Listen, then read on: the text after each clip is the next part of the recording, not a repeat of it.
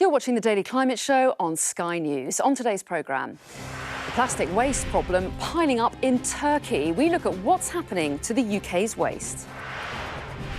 Why Britons are being asked to get green-fingered in honour of the Queen's jubilee. And we find out what it's like to live and work in the Antarctic studying climate change.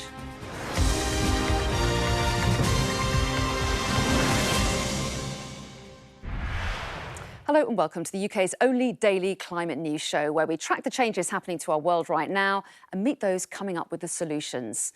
And coming up, as Britons are once again allowed to jet off abroad, I'll be speaking to a sustainable travel expert about how to make your getaway more eco-friendly.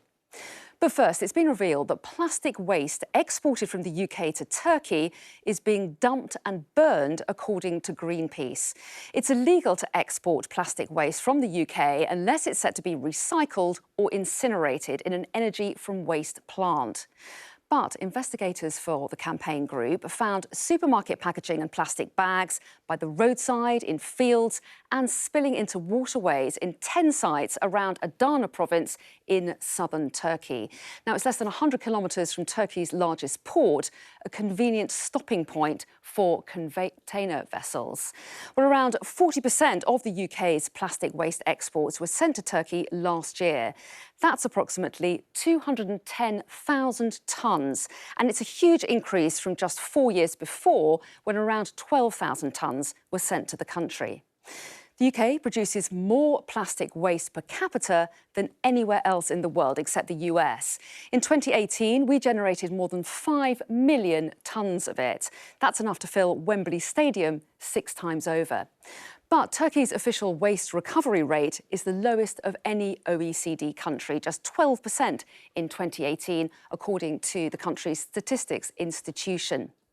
Well, the investigation by Greenpeace found waste, including packaging from UK supermarkets, dumped across riverbanks, by the roadside and on the coast. And in many cases, the plastic was on fire or had been burned to try to dispose of it. Well, with me now is Sam Chetton-Welsh, political campaigner at Greenpeace. So what can the government do to ensure that any plastic waste that's sent from the UK to be recycled actually is recycled and doesn't end up burned like this? Well, thanks, Anna. There's a huge amount that the government can do, actually. There's a very active role that they can play in sorting this.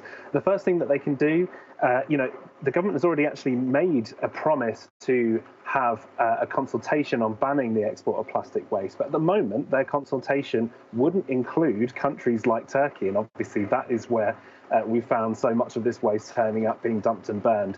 But fundamentally, the root cause of this problem is that we are simply making and using far too much plastic here in the UK. And the government, we believe, has an obligation to set targets so that retailers reduce the amount of single-use plastic that they use. And if we reduce single-use plastic by 50% by 2025, we can end the export of plastic waste. So we need to reduce the amount of plastic waste that we generate. But what about recycling? The government's acknowledged that the UK should and wants to do more recycling in this country. So what's got to happen to allow that to increase? Sure. Well, I mean, a big part of the problem in terms of what we're finding in those rubbish dumps that you're looking at now on your screen is a massive amount of incredibly mixed plastic waste. That means plastic waste that it is not really recyclable in any reasonable way, unlike things like drinks bottles, which you can tend to recycle a fair few times. But ultimately, recycling can only play a very small specific role in this problem, because plastic, as many people may not know, is only fully recyclable about 2 or 3 times before you can no longer really use it. And that's why we're calling on the government to reduce the amount of plastic that we're using. We have to start with reduction first. That means switching to reuse and refill, taking things back to the shop to be refilled. Those are the kind of solutions that we need to see from the government as urgently. Sam Chetton-Welsh, thanks very much indeed. Thank you. And we did ask the government about their take on this, and a spokeswoman for the Department for Environment, Food and Rural Affairs told Sky News, "We are clear that the UK should handle more of its waste at home, and that's why we're committed to banning the export of plastic waste to non-OECD countries and clamping down on illegal waste exports, including to countries such as Turkey, through tougher controls." Well, in today's other climate news now, the UK's water sector will invest £2.8 billion in environmental projects after the watchdog Ofwat put forward a plan to lower pollution from utilities. The new projects will include improvements in drinking water treatment to reduce energy and chemical usage and working with local partners to reduce the risk of flooding and protecting habitats. Coral can evolve to save itself from climate change, according to new research. Scientists have found some corals can swap out the algae that live inside their tissue for different strains that are more tolerant to warmer temperatures, which could help them survive moderate climate change. And there's a new big five of the world's creatures, but to shoot with a camera rather than shoot to kill. It includes elephants, polar bears, gorillas, tigers and lions, and was made by the New Big Five initiative that seeks to raise awareness of the crisis facing the world's wildlife. The old Big Five, the five toughest animals in Africa to hunt, were lions, leopards, rhinos, elephants and buffalo. Now, the Queen is no stranger to a bit of local climate action, having planted an estimated 1,500 trees during her reign. And now people across the country are being asked to plant a tree for the Jubilee. Sky's royal correspondent Rhiannon Mills reports. The Princess planted a young oak tree specially flown to Canada from Windsor Park. For decades, all around the world, it's been part of the royal day job. The Queen planting more than 1,500 trees during her reign. So it couldn't feel more fitting that we're all being asked to plant a tree for her Platinum Jubilee. You haven't left me much to do. In Windsor, in March, the Prince of Wales, watched by his mother, planted the first as patron of the project. Whether you are an individual hoping to plant a single sapling in your garden, a school or community group planting a tree, everyone across the country can get involved. One of the founding partners, Royal Mail, have planted trees in every nation to kick-start the project. But the rest of us are being asked to wait until the next planting season, starting in October, giving schools, villages, businesses and individuals the summer to plan. The Woodland Trust giving away 3 million saplings to support it. On top of expanding tree and woodland cover across the country, this is also a celebration of ancient trees and ancient woodlands. The Queen's Green Canopy will dedicate a network of 70 ancient woodlands across the United Kingdom and identify 70 important ancient trees to mark the Jubilee. Rhiannon Mills, Sky News. From today, Britons are allowed to travel abroad on a limited basis as coronavirus restrictions are significantly scaled back.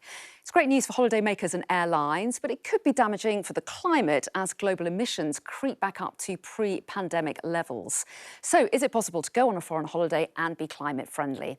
Well, Juliet Kinsman, sustainability editor of the travel magazine Condé Nast Traveller, joins me now. Welcome to you.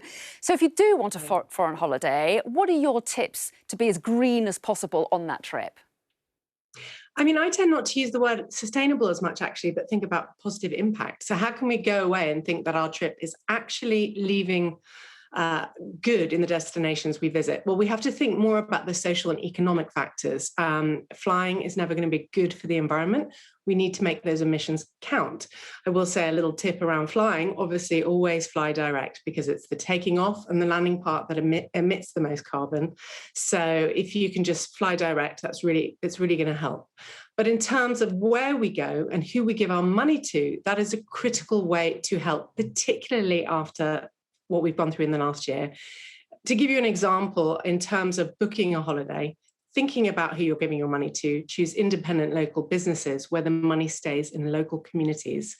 Ideally, that might even be a business that's working really hard to tackle the challenges which are behind the problems causing the climate emergency. So perhaps a lodge or a hotel that is investing and protecting in biodiversity, is rewilding, conservation is at the heart of what they do. By having a holiday there, we're supporting that, obviously great preservation, but also, as I say, the socioeconomic side of things. If you look at Africa, typically, if you look at Kenya, had a couple million visitors in 2019 to their wildlife reserves. Now that will have dropped 80 to 90% in 2020, which means about 1.5 million people will have lost their jobs. That then puts pressure on their wildlife areas in terms of illegal logging, in terms of poaching, in terms of bushmeat pressures. So what we want to do is use that holiday money. Maybe we can't travel tomorrow to Kenya, for example, it's still on the red list, but we can invest in holidays that are going to pay it forward. Juliet Kinsman, thanks very much indeed.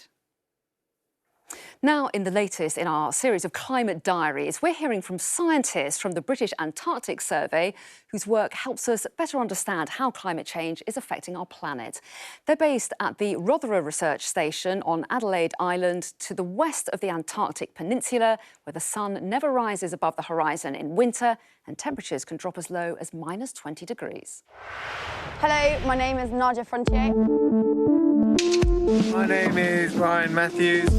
I'm the Marine Assistant at Rothera Research Station, Which is to the west of the West Antarctic Peninsula.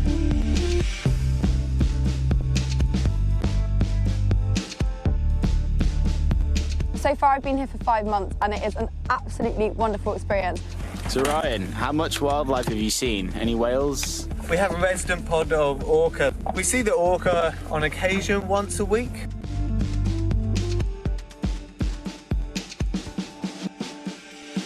I really hope to build a more comprehensive picture of what is happening in Antarctic ecosystems over the season, and also try and compare this with past data so we can untangle the effect of climate change and what is just happening naturally in such an extreme environment. Since 1997, we collect data once a week during the winter periods and twice a week during the summer periods. So it's a long-term time series to help measure and understand how our oceans are changing.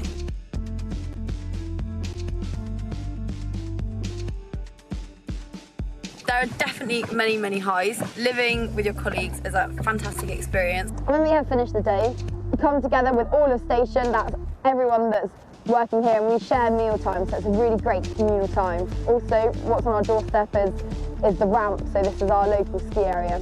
After a day in the office, or a day maybe if we haven't been out on the boat, it's definitely great to get outside and go for a ski. So we're really privileged to be here. Well, we've heard today how people are being encouraged to plant a tree to mark the Queen's Jubilee, but tomorrow we'll be hearing about a project on a rather larger scale to treble the rate of tree planting across England. We'll have all the details here on the Daily Climate Show tomorrow. See you then.